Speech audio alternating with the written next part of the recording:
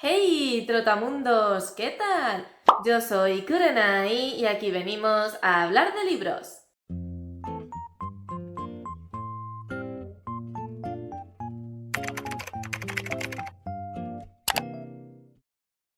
Hoy os traigo uno de mis temas favoritos y son los debates literarios que se hacen de vez en cuando en redes sociales. No os voy a mentir, a mí este tipo de debates me tienen siempre comiendo palomitas. Yo soy la primera que está en las sombras viendo la masacre desde lejos. Sobre todo porque algunos nos dejan momentos icónicos en los que me da por pensar en qué momento se te ocurrió que publicar esto en redes sociales era una buena idea. Y nada, simplemente me apetecía compartir con vosotros este tipo de debates, daros un poco mi opinión y también preguntaros qué opináis vosotros en los comentarios. Además, es que estoy segura que todo lo que voy a comentar lo habéis visto 1000 veces, sobre todo si tenéis Instagram, Twitter o el Twitter de Instagram.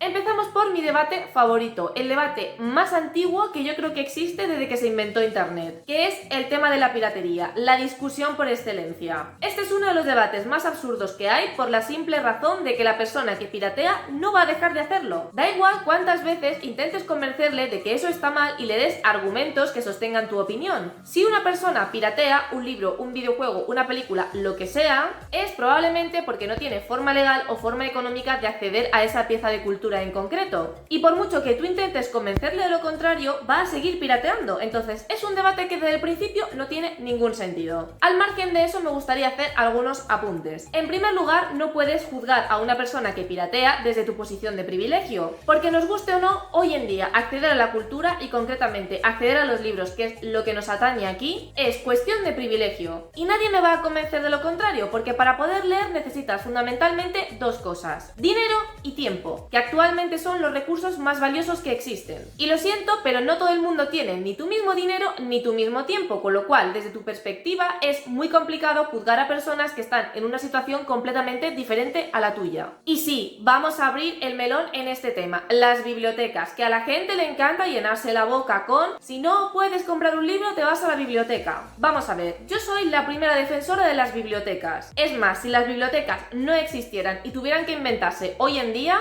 os digo ya que sería imposible establecerlas, teniendo en cuenta cómo está el mundo. Las bibliotecas son un bien increíble que debemos proteger a toda costa. Ahora bien, hay que ser ingenuo para pensar que una biblioteca es la solución a tus problemas de lectura. Para empezar, no todas las bibliotecas pueden tener todos los libros ni pueden estar bien surtidas, porque al igual que tú y que yo, lectores de a pie, una biblioteca necesita espacio y dinero, cosas que si tú como lector no tienes, pues la biblioteca lamentablemente tampoco lo tiene infinito. Y sí, sé perfectamente que existen servicios como el préstamo interbibliotecario, en el cual tú vas a la biblioteca y si tu biblioteca no tiene en concreto el libro que necesitas, se lo puede pedir a otra biblioteca diferente que sí que lo tenga. Pero al margen de eso, no en todos los sitios hay una biblioteca. Lo ideal sería que todo el mundo tuviera una biblioteca en su ciudad o en su pueblo, pero la realidad es que eso no es así. Si vives en un pueblo pequeño con pocos habitantes, como mucho podrías tener la suerte de que vaya un bibliobús. Pero si una biblioteca normal y corriente ya está limitada por presupuesto y espacio, imagínate un autobús. Así que sí, las bibliotecas son absolutamente increíbles. Las bibliotecas pueden ser una solución perfecta para poder leer libros de manera gratuita, pero ni todas las bibliotecas están bien surtidas y no en todos los sitios existe una biblioteca, por desgracia. Aparte de eso, para poder acudir a una biblioteca también necesitas tiempo. Necesitas tiempo para desplazarte, necesitas tiempo para estar allí y elegir el libro que quieres, y ya si tienes que desplazarte a otra ciudad o pueblo porque donde tú vives no hay biblioteca, pues más todavía. Además, por otro lado, tampoco podemos dejar toda la responsabilidad de la cultura en bibliotecas o instituciones similares. Imagínate que en un momento los libros están tan absurdamente caros o tan inaccesibles que la gente de a pie no puede conseguirlos de una forma razonable. Las bibliotecas son una ayuda y son muy importantes, pero evidentemente no son la solución a la piratería. Por otro lado, mucha gente se centra en es que la gente piratea porque no quiere comprar los libros. Pero poca gente, por no decir prácticamente nadie, habla de que hay ciertos libros a los cuales no puedes acceder de ninguna forma legal, porque son libros que están descatalogados y a lo mejor si los quieres comprar de segunda mano está el listo de turno que te quiere cobrar 200 pavos. Y esos libros, déjame decirte que no van a suponer ninguna pérdida económica ni para el editor ni para el autor, porque como digo son libros descatalogados, es decir que no se pueden comprar de ninguna forma legal. Libros que están completamente olvidados y a los que la única forma que tienes de acceder es mediante la piratería, porque absolutamente nadie se está preocupando por recuperar esos escritos. También otra cosa que me parece importante mencionar es que no podemos comparar a los lectores lectores de España con los lectores de Latinoamérica, porque claro, este debate de la piratería muchas veces se da entre España versus Latinoamérica. Y yo siento si os escuece, pero los españoles en ese sentido somos unos privilegiados, porque la realidad es que nuestra situación económica está muchísimo mejor que la de los países de Latinoamérica. Y sí, evidentemente también hay españoles pobres, y sí, evidentemente también hay españoles que no pueden permitirse comprar libros, pero en comparación creo que Latinoamérica está un poquito peor. Así que de nuevo, no juzguéis a la gente de Latam con ojos de español, porque su situación es bastante más precaria que la nuestra y para ellos conseguir ciertos libros es todavía más complicado. Eso tampoco significa que esté asumiendo o que tengamos que asumir que todo el mundo en Latinoamérica es pobre y no puede comprarse libros, ¿vale? Otra cosa que me gustaría añadir es que si tú públicamente estás en contra de la piratería, por lo menos intenta disimular que tú en algún momento has pirateado. Porque ya ha pasado que en alguna ocasión ciertos influencers han salido públicamente a condenar la piratería y luego se ha descubierto que dicho influencer pirateaba en el pasado o que sigue pirateando. Algunos incluso de manera tan descarada como subir a stories una foto de su Kindle y que se vea claramente que el libro que están leyendo tiene la marca de la página pirata. Así que por favor, si vas a condenar públicamente la piratería, no seas tan descarado de demostrar que tú también pirateas. Aparte de la hipocresía de ser una persona que piratea activamente, pero que luego en público no para de discutir con gente que hace exactamente lo mismo que ella. También otro fenómeno bastante curioso que se da son aquellos influencers que piratean hasta que de repente una editorial publica su libro, que entonces ahí ya la piratería sí que nos molesta un poquito. Y es que no hay nada que me joda más que la gente que va en contra de la piratería pero que además es una hipócrita. Además, esto se da sobre todo en el terreno del manga y el anime. Influencers de mangas que se hicieron muy famosos cuando en su momento nadie hablaba del manga anime y que evidentemente los mangas y los animes de los que hablaban en sus vídeos los habían visto pirata porque en aquella época no había forma legal en España de poder ver o leer esas obras. Pero claro, luego sus números crecieron, comenzaron a colaborar con editoriales y con plataformas para ver anime y de repente se convirtieron en los caballeros antipiratería. Oye, qué casualidad que cuando comienzas a recibir ese contenido gratis o comienzas a hacer promociones, de repente la piratería te parece lo peor del mundo. Conclusión, que si estás en contra de la piratería me parece perfecto y razonable, pero por favor, no seas tú también un pirata. Ten un poquito de decencia para defender tu causa.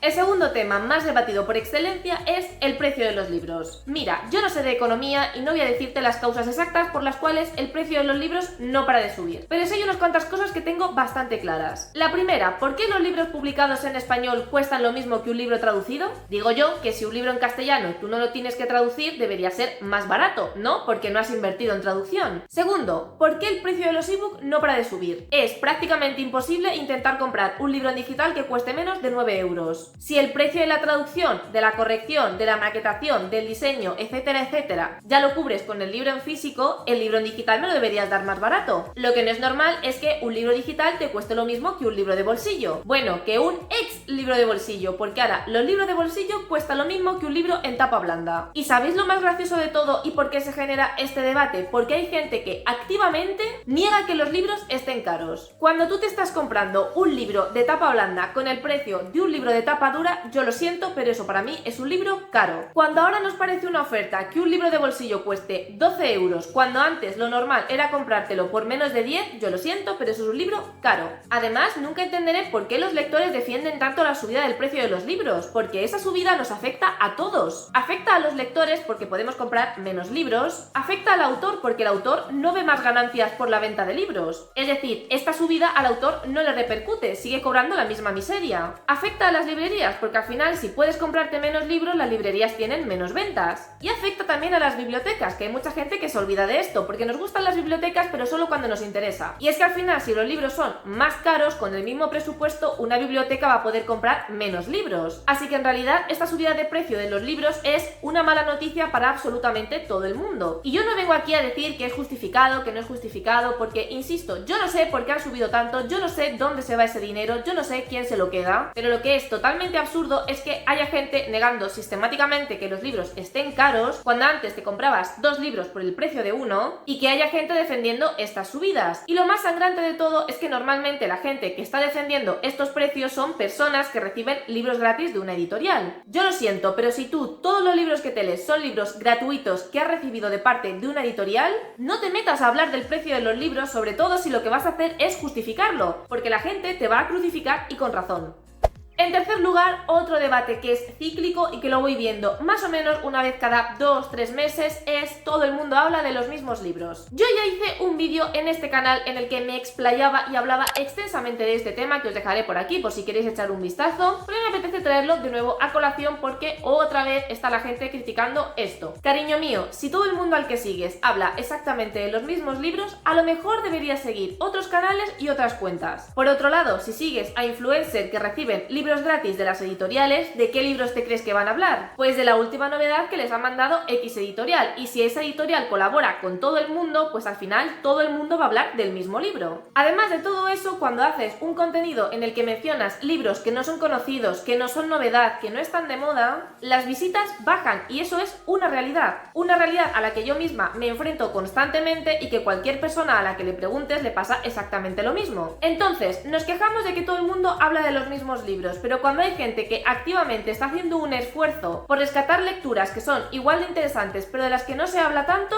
entonces ese contenido aparentemente no nos interesa. Y que conste que esto no es en absoluto una queja hacia la gente que me sigue, yo estoy muy agradecida por todos los que veis mis vídeos, me comentáis, etc. Pero sí que es curioso que una queja recurrente sea todo el mundo habla de lo mismo, pero cuando tú te unes a esa moda y hablas de lo mismo, tus visitas y el interés de la gente mágicamente suben exponencialmente. Así que esto es lo de siempre, si de verdad quieres que la gente en la comunidad de libros traiga recomendaciones diferentes o que no sean las mismas de siempre, apoya ese contenido. Porque si yo hablo de Alas de Sangre y tengo 10.000 visitas y luego hablo de una autora española y tengo 20, evidentemente a mí lo que me estáis diciendo es que queréis que os hable de Alas de Sangre y de libros de ese estilo, que es el libro del que está hablando todo el mundo. Así que si no queréis que todo el mundo hable de lo mismo, apoyad a la gente que hace contenido diferente. Y también podéis seguir a cuentas que no sean cuentas grandes y que no colaboren con editoriales. Uno de los debates más recientes y que más absurdo me parece es el de si escuchar audiolibros es o no leer. Y aquí me gustaría recordaros que este mismo debate se dio cuando aparecieron los libros digitales, porque había mucha gente que estaba en contra del libro digital porque consideraba que eso no era un libro y que leer ese tipo de libros realmente no era leer. Así que en realidad hemos vuelto al mismo debate, solo que cambiando de formato. Este debate me recuerda un poco a la gente a la que le molesta que haya personas como yo que llamemos Kindle a cualquier ebook. Porque sí, Kindle es una marca, pero al final se ha convertido en una marca genérica que si yo te digo tengo un Kindle, tú sabes exactamente a qué me refiero. Pues este debate es un poco similar. Hay gente a la que le molesta que haya personas que digan que leen audiolibros. Que sí que vale, que técnicamente tú no estás leyendo un libro, lo estás escuchando en audiolibro. Pero mi pregunta es, Mari Carmen, ¿a ti qué te importa el verbo que usen los demás? ¿Por qué tienes que enfadarte y poner un tuit muy furioso porque una persona de Cuenca ha dicho que se ha leído un libro en audiolibro? En este debate la verdad es que no tengo mucho que aportar, pero tenía que incluirlo porque es que me parece tan absurdo y tan estúpido. En vez de celebrar que cada vez tenemos formatos más diversos para disfrutar de la lectura y que esto permite que los lectores puedan leer más, puedan leer mejor e incluso que haya mucha gente nueva que se una a la lectura, nos enfadamos porque una persona aleatoria a la que no conozco ha dicho leer audiolibros.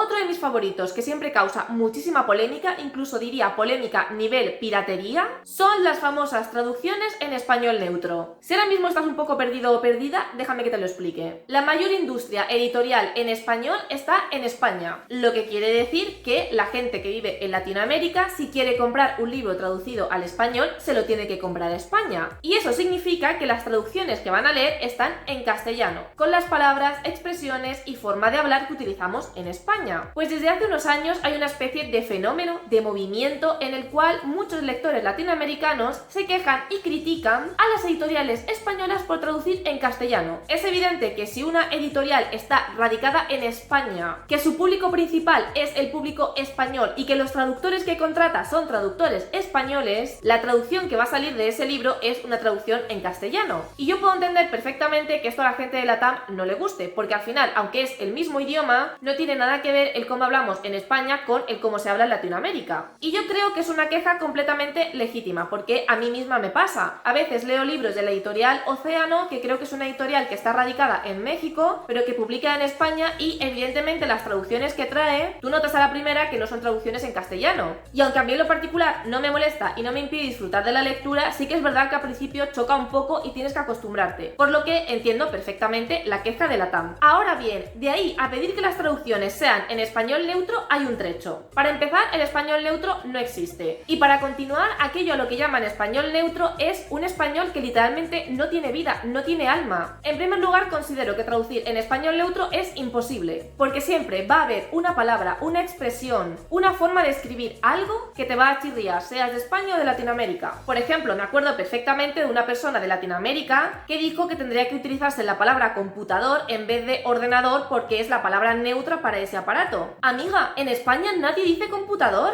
Yo leo computador y automáticamente pienso en Latinoamérica. Otra vez estamos con las nubes haciendo de las suyas, así que una vez más, perdonadme por la iluminación. Es un poco como lo del verbo coger. Coger es un verbo súper habitual en España que significa agarrar algo y ya sabemos todo lo que significa en Argentina. Mi punto es que es prácticamente imposible construir un español neutro porque al final siempre va a haber algo que nos va a sonar antinatural en nuestro idioma. Y ya no hablemos si nos tenemos que meter en chistes, en jergas, en refranes. Explícame tú cómo traduces un dicho en inglés de una forma completamente neutra que se entienda tanto en España como en Latinoamérica. Es que es imposible. Entonces mi duda es, ¿por qué hay tanta gente de Latinoamérica obcecada en que haya una traducción en español neutro en vez de exigirle a las editoriales españolas que adapten los libros a su país, que sería lo más razonable? Porque me consta que hay algunas editoriales que sí que tienen filiales o traductores latinoamericanos a los que les mandan los manuscritos para que le echen un repaso y cambien algunas cosas para que se adapte a su país. Entonces, ¿por qué en vez de volcar vuestros esfuerzos en criticar el castellano, en criticar España, en criticar a los españoles, no os ponéis en serio a pedir a las editoriales que por favor adapten los textos a vuestra variante de español? Por no mencionar el hecho de, y corregidme si me equivoco, que el español latinoamericano que se habla en México no tiene nada que ver, por ejemplo, con el que se habla en Argentina. Es decir, que ni siquiera el propio español que se habla en Latinoamérica es un español unificado, por lo que a lo mejor un libro traducido en mexicano a un argentino le va a sonar rarísimo. Así que aunque yo estoy completamente de acuerdo con esa queja porque me parece legítima y porque me parece razonable, y además teniendo en cuenta que gran parte de los ingresos de las editoriales en España vienen del público latinoamericano, me parece completamente lógico exigir que se haga una traducción acorde a esos países, pero jamás pisoteando a cambio la traducción que tenemos en España, porque entonces ahí tu argumento deja de ser válido.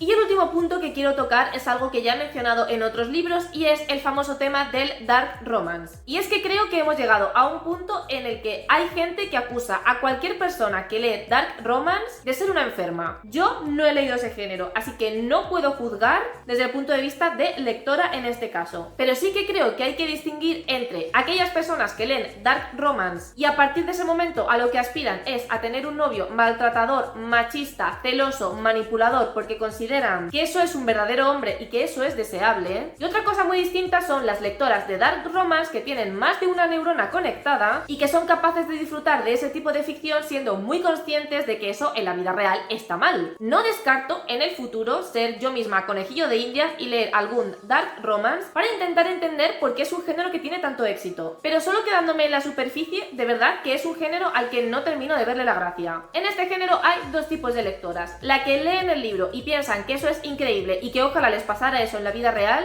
que es gente que se nota que no tiene el cerebro correctamente desarrollado, y lo peor de todo es que hacen contenido al respecto y animan a chavalas adolescentes y menores a que lean este tipo de libros, que son las más vulnerables a creerse que lo que se cuentan en esas historias es lo deseable. Y luego están las lectoras que tienen dos dedos de frente, que saben perfectamente que lo que pasa en ese libro es algo que no es deseable en absoluto en la vida real. Así que bajo mi punto de vista creo que es un poco injusto meter a todas las lectoras de dark romance en el mismo saco. Y también creo que es un poco injusto meter a todas las autoras de dark romance en el mismo saco, porque siento que hay autoras que utilizan ese género para escribir cosas realmente horribles, para justificarlas y para romantizarlas, pero hay otros libros que simplemente te lo escriben como algo que es ficticio y que en ningún momento te lo están romantizando, en ningún momento te están diciendo, oye, esto mola un montón, ojalá lo tuvieras tú en la vida real. Que hay autoras que cruzan muchísimas líneas rojas y que usan la excusa de este género para hacer verdaderas atrocidades escritoriles, mientras que hay autoras que utilizan este género para explorar ciertos límites pero realmente sin llegar a pasarse de la raya y que en ningún momento te están diciendo que eso es deseable y buscable en la vida real. Aunque entiendo perfectamente a todas aquellas personas que cada vez que ven dark romance se echan las manos a la cabeza, porque lo cierto es que bajo este subgénero está saliendo cada cosa que yo lo veo y pienso, ¿cómo es posible que esta autora no esté metida en la cárcel? No me lo explico. Y hasta aquí los debates literarios, o más bien debates tuiteros, porque siempre suele surgir en esta red social, que me apetecía comentar con vosotros y que son cíclicos, que más o menos una vez al mes vas a ver alguno de estos. Dejadme en comentarios qué opináis vosotros, si estáis de acuerdo conmigo, si hay alguna cosa que he comentado que queráis corregir, siempre por supuesto desde el respeto, que sabéis que yo siempre os leo y os contesto. Recordad que podéis seguirme en mis redes sociales, Twitter, Instagram y el blog, donde veréis de una manera mucho más detallada todo lo que leo. Si os ha gustado este vídeo, que os gusta el contenido de mi canal, no os olvidéis de suscribiros. Os recuerdo que vídeo todos los domingos a las 6 de la tarde hora española. Muchísimas gracias por estar un día más conmigo y nos vemos en el próximo vídeo.